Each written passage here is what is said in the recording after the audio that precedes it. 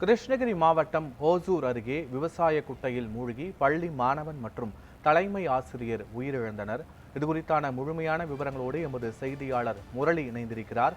முரளி, இந்த சம்பவம் எப்படி நிகழ்ந்தது? முழுமையான விவரங்கள் என்ன?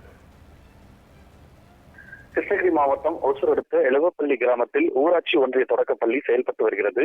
இந்த பள்ளியில் சுமார் 19 பள்ளி மாணவிகள் படித்து வருகின்றனர்.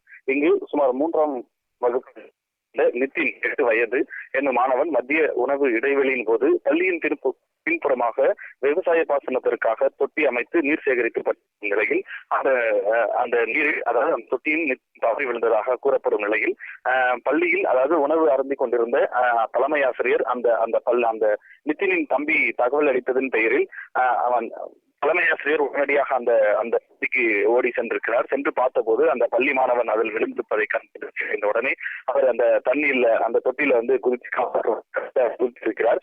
அப்போது அவரும் நிலை தடுமாறி அது தவறி விழுந்ததில், அது தார்பாய் கவர் என்பதால் அதில் மேலே வர முடியாத நிலையில் அவரும் தவறி விழுந்து 2 பேருமே உயிரிழந்திருக்கின்றனர். உடனடியாக அருகாமல் இருந்த விவசாய தோட்டத்தில் பணிபுரிந்து கொண்டிருந்த உறவினர்கள் மற்றும் அந்த அக்கம் பக்கத்தினர் அந்த தொட்டியில் இருந்து இருவரையும் மீட்டிருக்கின்றனர். ஆனால் இருவரும் சம்பவ இடத்திலே உயிரிழந்திருக்கிறார். இந்த சம்பவம் அந்த பகுதியில் பெரும் சோகத்தை ஏற்படுத்தியிருக்கு.